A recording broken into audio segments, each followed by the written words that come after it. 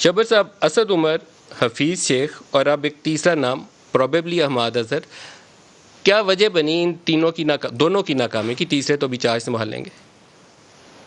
دیکھیں، وجہ یہ بنی کہ ہماری جو فائنینس منسٹری ہے نا جی، یہ صرف فائنینس کی مینیجری کر رہی ہے. مینس کیش کی کہ کتنا پیسہ آئے اور کتنے پیسے خرچ ہوئے.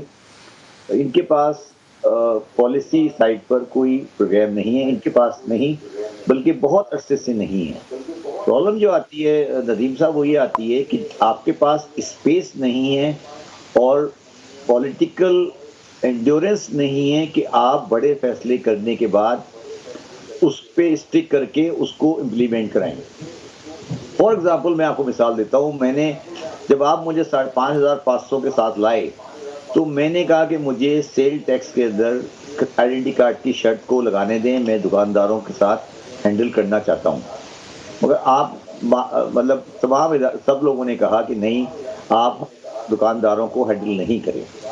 میں نے تو میرا مقصد ہے، میں مثال اس لیے دی میں نے، آپ کے پاس یا تو کریکشن کا انڈیورنس ہے یا گروتھ کا انڈیورنس ہے. ہماری جو گروتھ اور کریکشن کا انڈیورنس ہے وہ آپس میں مل گیا ہے اور ایک ہمیں کچھ تلخ فیصلے کرنے پڑیں گے، وہ ہم کرنے کو شاید تیار نہیں ہیں. اس وجہ سے یہ پرابلم آتی رہے گی. اور بنیادی مسئلہ آپ چاہے جو مرضی کہیں، بنیادی مسئلہ پاکستان میں ٹیکس کا ہی ہے اور لیک آف ریسورسز کا ہے، نان ڈاکومنٹڈ اکنامی کا ہے.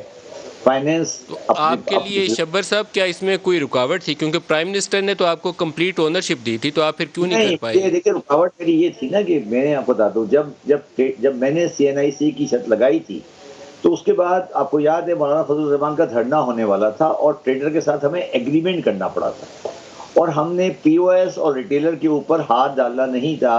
اور رکاوٹ یہ تھی کہ آپ بتائیے ندیم صاحب، کیا آپ افورڈ کر سکتے ہیں آج کہ دکانیں ایک ہفتے کے لیے بند ہو جائیں، 2 ہفتے کے لیے بند ہو جائیں؟ لیکن ندیم صاحب آپ ایک سائڈ آف پکچر دکھا رہے ہیں، آپ یہ نہیں دکھا رہے کہ دکانداروں نے، جو ٹریڈر مافیا ہے، انہوں نے اس پاکستان میں کس طرح کا چیزیں پھیلائی ہوئی ہیں. تو یا تو آپ ہمیں ہاتھ ڈالنے کی اجازت دے دیں، یا پھر آپ ہم سے کوئی جادو کا چراغ تو نہیں ہے کہ میں اس کو 1 منٹ میں وہ بھی نہیں کرنے دیتے اور یہاں بھی یہ کرنے دیتے. عمران خان بھی اسی جگہ پہ کھڑا ہے آج جہاں پہ میں کھڑا ہوا تھا.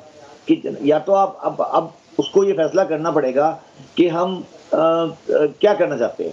اگر آپ یہ کیش اکنامی چلاتے رہیں گے تو پھر میں نے 3-4 آرٹیکل لکھے کہ مہنگائی کی وجہ نہ اسٹیٹ بینک ہے، نہ انفلیشن ہے، کچھ بھی نہیں ہے. جو کیش اتنا مارکیٹ میں پڑا ہوا ہے اور جو آڑتیوں نے کیش ڈالا ہوا ہے مارکیٹ میں، وہ مہنگائی کر رہا ہے. آپ اس کو مہنگائی کو کنٹرول نہیں کر سکتے.